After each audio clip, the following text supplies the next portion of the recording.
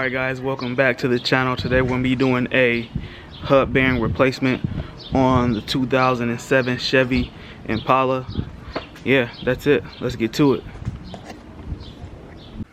But before we get to the full video, I just want to say thanks to all my new subscribers, old subscribers, all of you guys.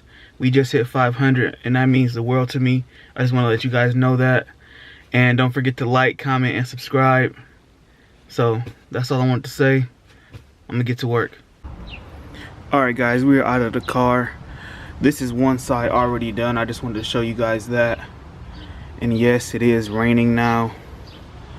Yeah, that's Ohio for you. Sunny one minute, raining the next. But I don't have to crawl around on the floor to get this done, so I'm not gonna worry about it. Also, I want to talk about this. Be careful when you guys are lifting cars. Do not go from the pinch weld. This right here is the pinch weld. People say you should do it, but it's not safe in my opinion. So you end up, you know, punching a hole through this area or something like that.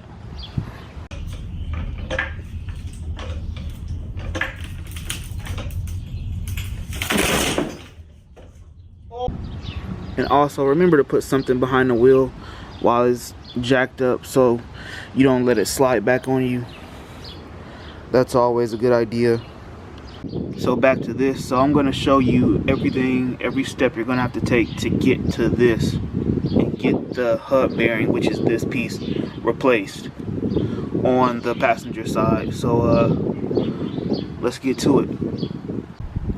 Alright guys, excuse the wind blowing. I just wanted to show you guys the tools you would need to get this done before we start on the other side. So the most daunting tool is going to be, the most daunting part, excuse me, is going to be this axle nut. And for that you're going to need a 35mm socket. You can use a breaker bar for this if the car is still on the ground. But I use a impact gun with the 35 on it. I don't know if I can see it. You can see that, but this is a 35mm. That's gonna slide right over that. Doing this with one hand. There it is, locked into place. And then you would just zip it off that way. It's starting to rain a little bit more, but I don't want to stop filming yet. And then you're going to take the brake caliper and brake rotor and assembly off. You don't need to separate them like I did. You would just need a 15mm for these bolts right here. Just, you know, you can use hand tools or impact for this whole process. So you'll need those to just take the whole thing off, and then you will take the rotor off. And I'm going to do this on the passenger side, of course. And you will also need a 13mm for the actual hub bearing bolt. It's 3 of them. One here, one here. Right there, you see it's pretty tight. And another one right behind here. It's pretty dark back there, but right there. So those are the areas and the tools you'll need to do this. And I'm gonna do everything and show you step by step on the passenger side. The rain is starting to speed up a bit, so I might wait until after it stops raining to continue showing you guys the steps on the passenger side. Hopefully it slows down, and if it continues we'll just catch up when it's not raining. Alright guys, we're on the passenger side. One thing I forgot to tell you guys was that you're going to need a 19mm socket for the lug nuts to take the tire off. That's going to be the first step in anything you're doing under or behind these tires. And if you're not using a impact gun like this, if you're using a 4-way or a pry bar or breaker bar, you're going to need to do these steps with the car down on the ground and loosen everything, and then take them all the way off once you jack the car up. Just to reiterate that. So I'm going to get to taking this tire off.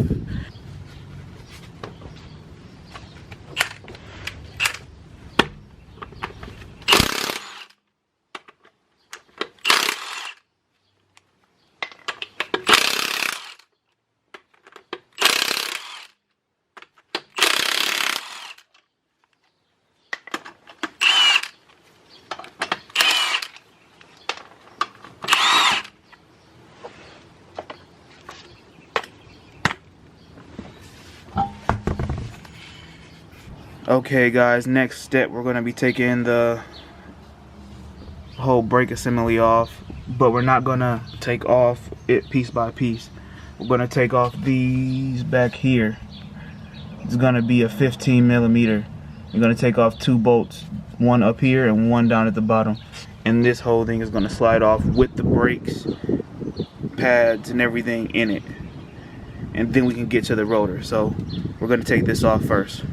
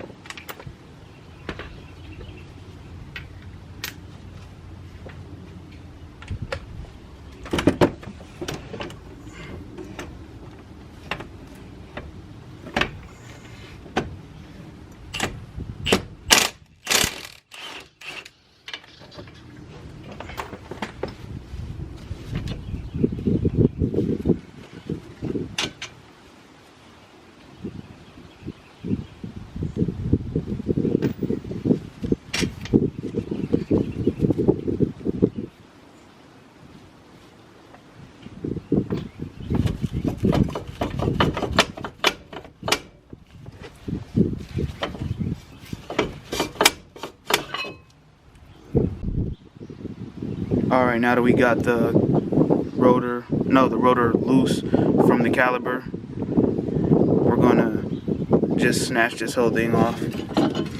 Should be able to do it with one hand. There we go.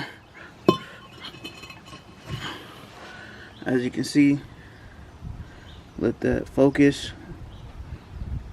It's pretty beat up, so we're gonna get to replacing this one.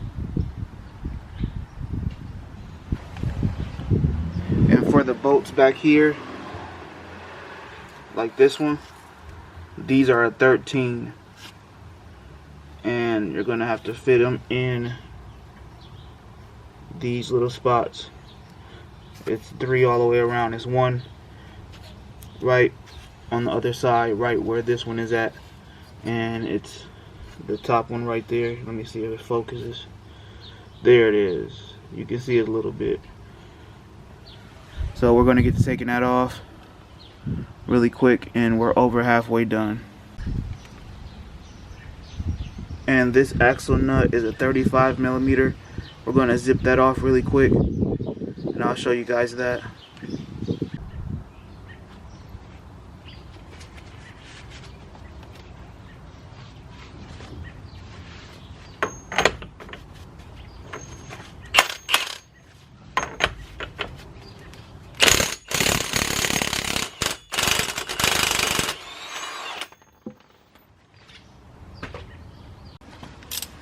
This isn't the best angle, but I just want to show you guys. You don't need power tools for this whole thing. I'm just using them because I prefer to, but this is me taking these out with hand tools. Takes a little bit longer, but it still gets the job done. I cracked these 2 loops off of camera just to get them ready to go, but cracked them loose only 1 turn, so it's gonna, this is about how long it would actually take if you were doing it by hand. Got that one out. We do the top one next.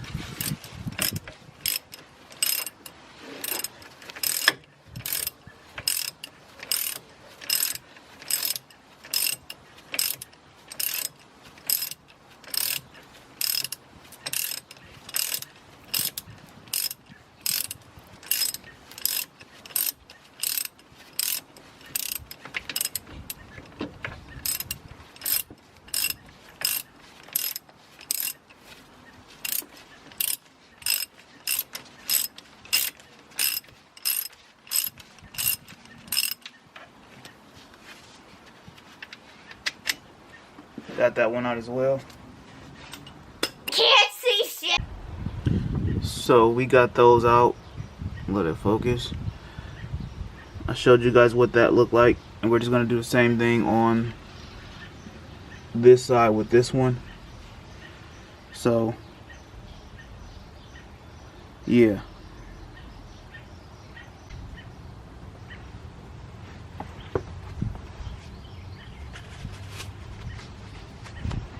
Alright guys, we got the axle nut off. So now we can try to wiggle this out of here. But it might not come out. Oh, there it is. So let's see. Get that axle nut all the way out of there. There we go. Now we gotta get this wire out of here.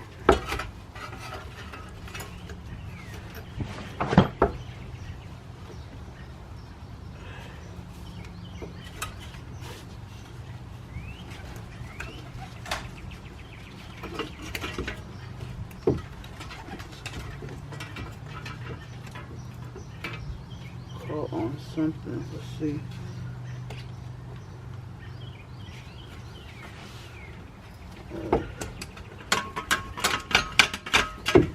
What is it caught on?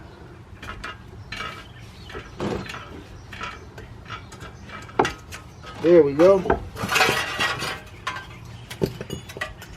We're gonna put this back on once we put the new hub back on. But here's the old one. And we're gonna just reverse everything and put the new one on. Add a little grease in here just for lubrication. And yeah, that's how you take it off. I don't know if it's necessary to show you guys how to put it back on exactly, but I can zip it up really quick and show you guys that. Alright guys, I just reversed the process that I told you guys about. We put the axle nut back on, and I'm still hand tightening the back bolts back here. I'll show you guys some of that. And we put the dust shield back on, and we also have to clamp on the ABS sensors together and then mount them on this little thin metal bracket right here. So I'm gonna finish bolting these up back here, and then we're gonna clip that together and put everything on in reverse: the rotor, caliper, and brake pads, and then the tire, and then we'll be done.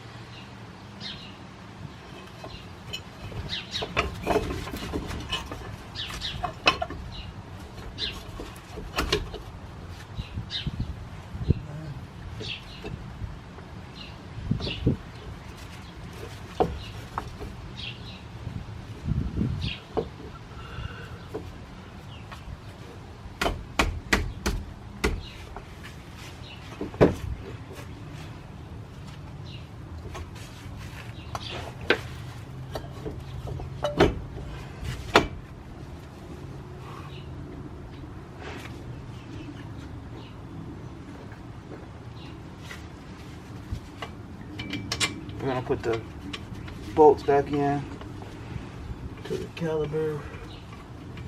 Make sure they lined up.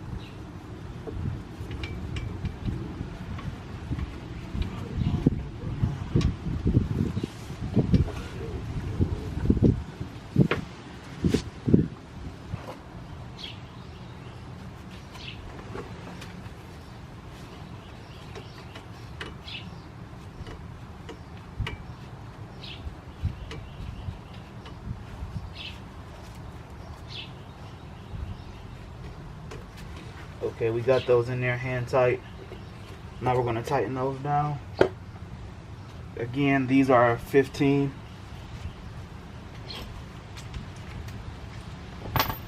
Sorry about the wind. We are outside. It's been kind of cloudy today. and rainy, so we're trying to get this done as quick as possible. Everything is tight. The hub bearing is good, nice and tight. The axle is tight, and the caliper is tight on there, shaking the car. So now we're gonna put the tire back on. I don't think it's necessary to show you guys that, but I might as well. And that's pretty much it for the install. So let's get to putting the tire on. Alright guys, we got the tire on there. Tightened down with the impact gun. Pretty good. So that's about it for the install of a hub bearing on a 2007 Chevy Impala. Alright guys, that's it for the video. And I really do appreciate all the new subscribers. I know I said it already, but I really do appreciate you guys. If you made it this far, don't forget to like, comment, and subscribe. Tell me what you thought about the video. And let me know what you think I should do next. And the next couple videos will most likely be in the garage or about the garage, just to reiterate that. I mean, just to let you guys know that, because I didn't say it before. But yeah, the next couple videos will be in the garage. And the Neon SRT4 videos, if you are interested in that, those are coming out soon. Finishing up bodywork type stuff and painting, and if you're interested to see the color, that's going to be coming soon. And updates on the garage and upgrading the garage is coming soon too. So keep an eye out for those videos. Catch me in the next one. Peace.